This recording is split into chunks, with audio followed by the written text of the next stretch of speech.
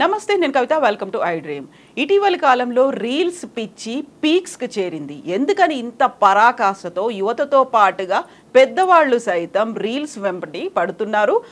తమ ప్రాణాలను తీసుకోవడమే కాదు, ఎదుటి వారికి కూడా అపాయం కలిగేలా చేస్తున్నారు. ఇంత డేంజరస్ ట్రెండ్ ఎందుకు కొనసాగుతోంది? మనతో పాటుగా ఉన్నారు సీనియర్ జర్నలిస్ట్ అండ్ సైకాలజిస్ట్ విశేష్ గారు. విశేష్ గారు, నమస్కారం అండి. నమస్తే.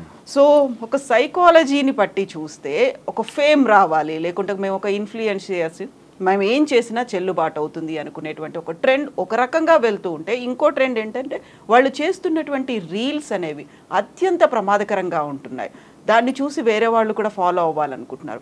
ఈ ట్రెండ్ అనేది ఎలా కనిపిస్తోంది మీకు? సో ట్రెండ్ అనేది ఇప్పుడు ప్రమాదకర పరిస్థితుల్లో వెళ్ళిందండి.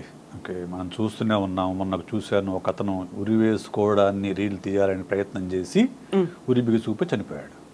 ఇంకొక అమ్మాయి బిల్డింగ్ నుంచి కిందకి వేలాడబడుతూ రీల్స్ చేస్తుంది. జారితే ఎక్కడ ఉంటుందో తెలుసు. ఓకే, సో ఇవన్నీ కూడా ఏంటంటే గుర్తింపు కోసం ఆరాటం. ఇప్పుడు మీరు, నేను, ఎవరైనా కానీ ఒక గుర్తింపు కోరుకుంటారు. నేను సైకాలజిస్ట్గా నన్ను గుర్తించాలని కోరుకుంటాను, మీరు ఒక జర్నలిస్ట్గా మనల్ని గుర్తించాలని కోరుకుంటారు. ఓకే, సో గుర్తింపు అందరం కోరుకుంటాం. మన వృత్తి ద్వారా, మన ప్రవృత్తి ద్వారా, మనం ఒక రాసే రాతల ద్వారానో చేతల ద్వారానో గుర్తింపు రావాలని కోరుకుంటాం. అయితే ఈ గుర్తింపు నేను ఒక సైకాలజిస్ట్, నాకు గుర్తింపు రావాలంటే కనీసం ఒక 10 సంవత్సరాలు పట్టింది. రైట్. సో అలాగే మీకు జర్నలిస్ట్ గుర్తింపు కనీసం ఒక 5-6 ఏళ్ళు పడుతుంది. కానీ ఈ రీల్స్ వల్ల ఏమందంటే ఇన్స్టెంట్ ఐడెంటిఫికేషన్ వచ్చేస్తుంది, ఇన్స్టెంట్ ఫేమ్ వచ్చేస్తుంది. ఒక రీల్ కనుక వైరల్ అయిందంటే ఇన్స్టెంట్గా వాళ్ళకి గుర్తింపు వచ్చేస్తుంది. అంతేందుకు మనం ఆ మధ్యకాలంలో చూసాము, ఆ దుర్గారావు అనే అతను ఒకను డ్యాన్స్ చేసేవాడు. ఏముంది ఆ డాన్స్లో? అది డాన్సరా? కాదు. అది కొంత విచిత్రంగా ఉండడం వల్ల అతను పాపులర్ అయ్యాడు. సో ఎప్పుడైతే అతను పాపులర్ అయ్యాడో, అది ఇన్స్టెంట్గా ఫేమ్ వచ్చిందో, దాన్ని మళ్ళా మీడియా ఛానల్స్, యూట్యూబ్ ఛానల్స్ అన్ని వాళ్ళని పిలిచి ఇంటర్వ్యూ చేయటము, ఇదంతా ఒక సైకిల్ లాగా దాంట్లో ఇరుక్కుపోతున్నారు. మనుషులు ఏంటంటే గుర్తింపు కోరుకుంటారు. ఓకే, దానికోసం ఏంటంటే మనకు గుర్తింపు వచ్చింది, ఇంకా ఎక్కువ చేయటం. ఈ సైకిల్లో ఇరుక్కుపోయేసి ఇలాంటి ప్రయత్నాలు చేస్తున్నారు. ఇంకొకటి ఏంటంటే రివార్డ్ సిస్టమ్ అంటారు సైకాలజీలో.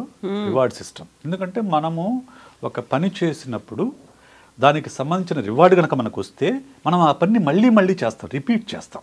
అదో ఎంకరేజ్మెంట్ లాగా ఫీల్ అవుతాం. ఇప్పుడు ఏమవుతుంది, ఎవరైతే ఈ యూత్ ఎవరైతే ఉన్నారో, ఈ యూత్ ఇటువంటి రిస్కీ రీల్స్ చేసినప్పుడు వెంటనే వాళ్ళకి విపరీతంగా లైక్స్, షేర్స్, కామెంట్స్, అప్రిసియేషను విపరీతంగా వస్తున్నాయి. ఇన్స్టెంట్గా వెయిట్ చేయాల్సిన అవసరం కూడా లేదు. ఆ రీల్ అప్లోడ్ చేయడం ఒక 1 డే లోపు కొన్ని థౌజండ్స్, ల్యాక్స్ ఆఫ్ వ్యూస్ వచ్చేసేసరికి వాళ్ళకి ఏంటంటే రివార్డ్ వచ్చేస్తుంది. మనం చేసినప్పటికీ ఇంత అప్రిసియేషన్ వచ్చింది అని చెప్పేసి రివార్డ్ వచ్చేసి ఇంకా అటువంటివి ఇంకా శృతిమించి చేస్తున్నారు. సో ఇది ప్రమాదకరమా అంటే తెలుసు, ప్రమాదకరం వాళ్ళకు తెలుసు. కానీ ఓవర్ కాన్ఫిడెన్స్ అంటే ఏమీ కాదు. ఇప్పుడు అతను ఉరివేసే ప్రయత్నంలో చనిపోయిన అతను ఏంటి, ఏమీ కాదు, ఫ్రిడ్జ్ మీద పెట్టి మొబైల్ ఫోన్ పెట్టి ఇది నేను చూపిస్తాను అనుకున్నాడు. కాన్ఫిడెన్స్తో చూపిస్తాను అనుకున్నాడు. ఓకే, అదేమైంది, వికటించింది. ఆ సమయంలో ఇంట్లో కూడా ఎవరు లేకపోవడం వల్ల చనిపోయాడు. సో ఇటువంటి రిస్క్ ఏంటంటే ముఖ్యంగా మనం గమనిస్తే ఈ రిస్క్ చేసే వాళ్ళకి యూత్ ఉంటారండి. ఎందుకంటే యూత్లో ఆ రిస్కీ బిహేవియర్ ఎక్కువ ఉంటుంది, ఆ రెబలియస్నెస్ ఎక్కువ ఉంటుంది. సో వాళ్ళు ఏది వద్దంటారో చేస్తారు. పెద్దలు ఏది వద్దంటే అది చేసి చూపిస్తారు. సో అది వాళ్ళలో ఉండే ఆ ఏజ్కి ఉండే ఒక సైకాలజీ.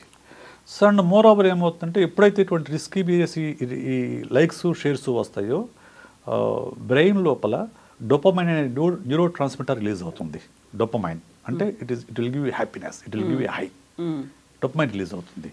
ఆ డోపమైన్ రిలీజ్ అయినప్పుడు మనకు ఒక హై వస్తుంది, ఒక హ్యాపీనెస్ వస్తుంది. మళ్ళీ ఆ షాట్ కోసం, డోపమైన్ షాట్ కోసం మళ్ళీ ఇంకోటి చేస్తాం, ఆ డోపమైన్ షాట్కి మళ్ళీ ఇంకోటి చేస్తాం. So totally these people are getting addicted to dopamine. ఆ డోపమైన్ అడిక్షన్లో పడి, సో ఈ గుర్తింపు కోసము, ఇన్స్టెంట్ ఫేమ్ కోసము, ఇన్స్టెంట్ ఐడెంటిటీ కోసము, ఇన్స్టెంట్ పాపులారిటీ కోసము they are risking their lifes.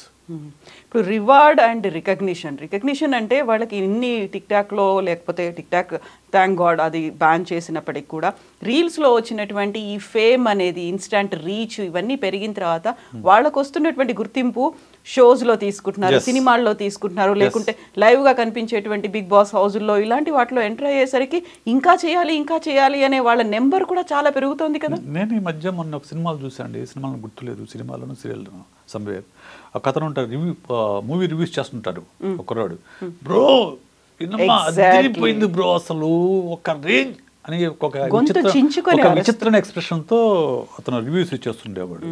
ఈ మధ్యకాలం అతను ఎక్కడో చూశాను, సంవేర్ సీన్ అన్న సినిమాలోనో లేకుంటే సినిమా ప్రమోషన్ లో రోడ్ల మీద కూడా గొడవలు అయ్యాయి, షోలోనో చేసుకున్నారు, అదంతా అతను తీసుకున్నారు, దాన్ని గుర్తించి అతను ఏదో సినిమాలోకి తీసుకున్నారు.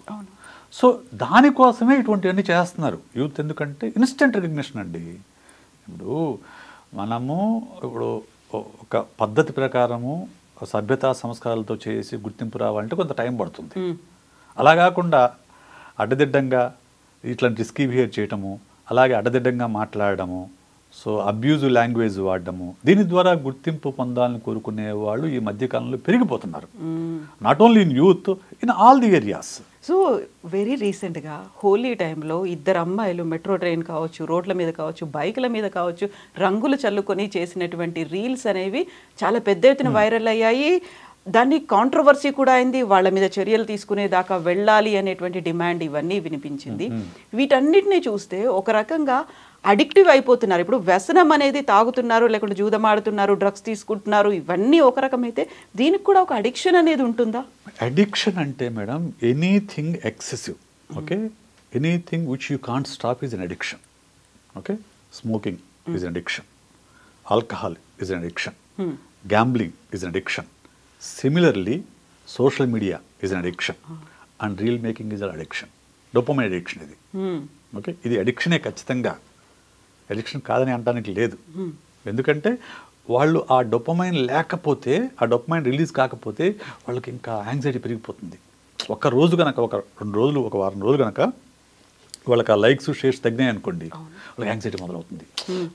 మనకు వ్యూస్ రావట్లేదు, మనకి కామెంట్స్ రావట్లేదు, మనకు ఎవరు షేర్ చేయట్లేదు, మనం ఏదైనా చేయాలి, ఇంకోటి ఏదైనా చేయాలని మొత్తం ఇంకా వెళ్ళి మళ్ళీ కొత్త ఏదైనా ప్లాన్ చేస్తారు అనమాట. మరింత రిస్క్ ఇది. సో ఈ మధ్యకాలంలో ఎక్కడో రీల్ చూశాను నేను, 2 అమ్మాయిలు రోడ్డు మీద, సో ఈ అమ్మాయి ఆ అమ్మాయి భుజాల మీద నుంచొని ఇలా సమ్మర్ సాల్ట్ చేస్తుంది. సమ్మర్ సాల్ట్ అది మిస్ఫైర్ అయ్యి అమ్మాయి ఇట్లా పడిపోయింది, నడుము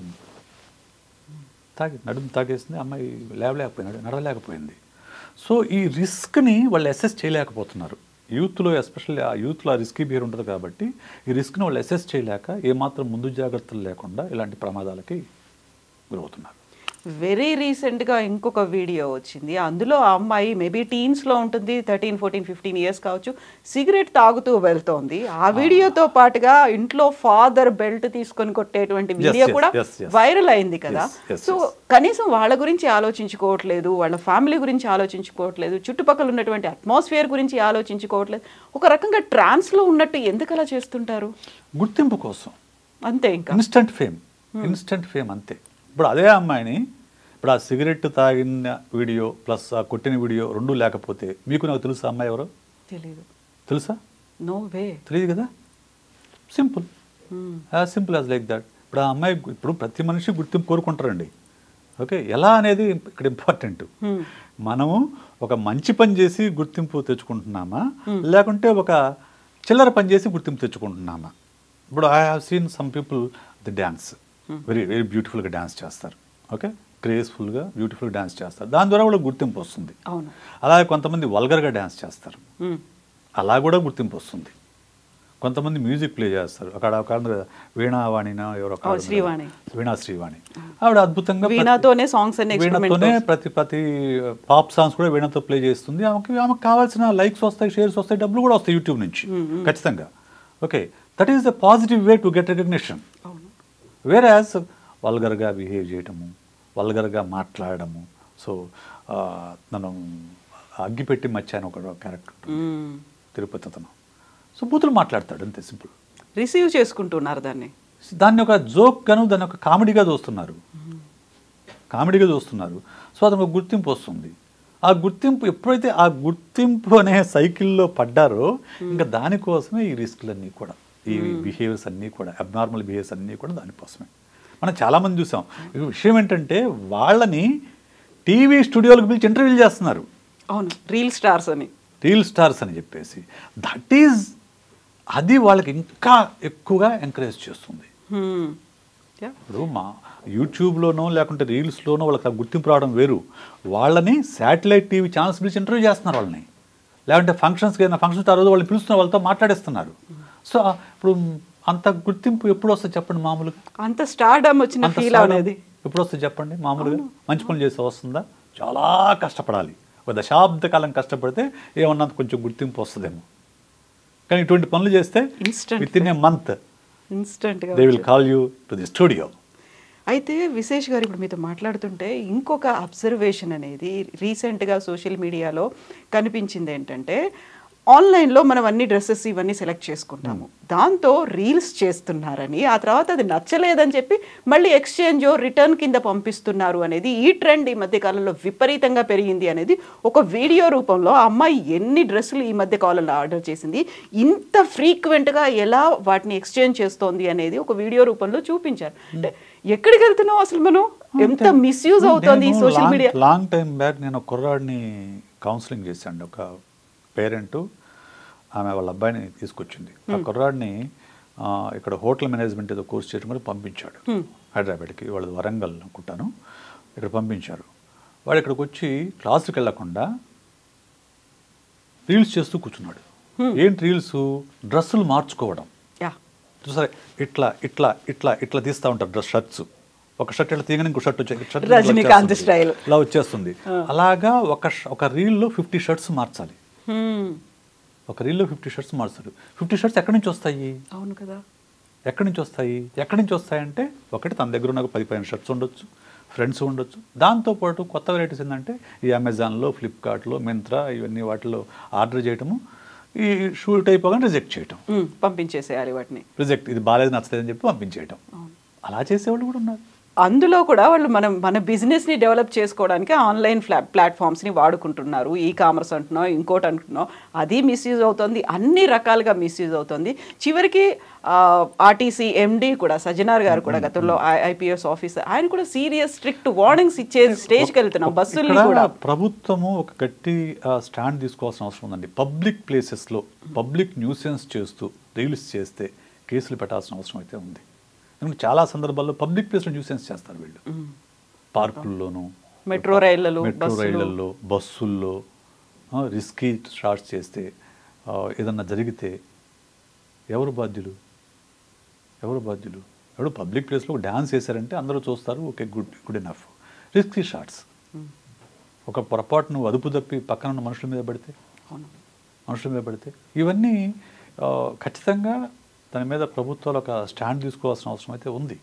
సో అట్లీస్ట్ హెచ్చరికలు పంపించాలి. పబ్లిక్గా న్యూసెన్స్ క్రియేట్ చేస్తే మేము ఊరుకోం, కేసు పెడతామని ఒక ప్రభుత్వం నుండి ముఖ్యమంత్రి లాంటి వాళ్ళు, మంత్రి లాంటి వాళ్ళు ఒక మెసేజ్ పంపిస్తే కొంత ఇటువంటి విచిత్రమైన చేష్టలు తగ్గుతాయి. మనం క్లాస్ రూముల్లో కూడా చూస్తున్నాం ఇలాంటివి చేస్తున్నటువంటి వీడియోలు, అవి వైరల్గా అవుతున్నాయి. ఇంట్లో ఒంటరిగా ఉండి చేస్తున్నప్పుడు అక్కడెక్కడ విజిలెన్స్ అనేది ఎక్కడ లోపిస్తోంది అనుకుంటున్నారు మీరు? ఇప్పుడు విజిలెన్స్ అంటే ఇప్పుడు ఎవరికి వాళ్ళు విజిలెంట్ ఉండాలి. ఫ్యామిలీ మెంబర్స్ అండి ఫస్ట్ పాయింట్. ఎవరు కంట్రోల్ చేయాలి? ఒక టీనేజర్ని ఎవరు కంట్రోల్ చేయగలరు? వాళ్ళ పేరెంట్స్ తప్ప ఎవరిని కంట్రోల్ చేయగలరా? ఒక వైఫ్ని, ఒక హోమ్ మేకర్ని ఎవరు కంట్రోల్ చేయగలరు?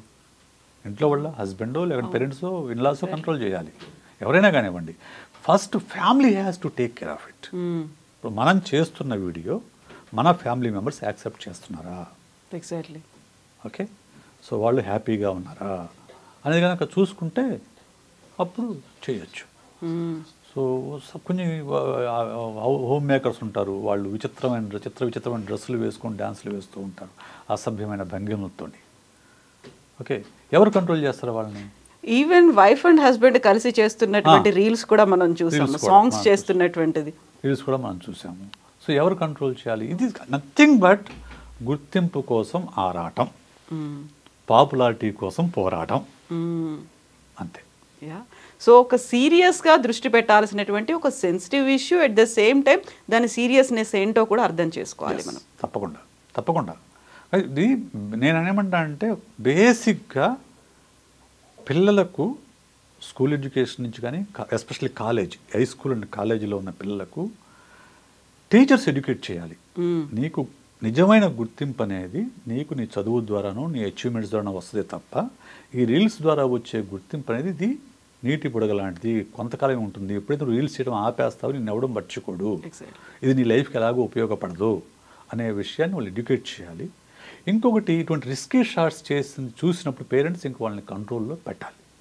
ఆ మధ్యకాలంలో ఒక అతను వైజాగ్ వెళ్ళి ఏదో యాక్సిడెంట్ అయి చనిపోయాడు, ఒక యూట్యూబర్.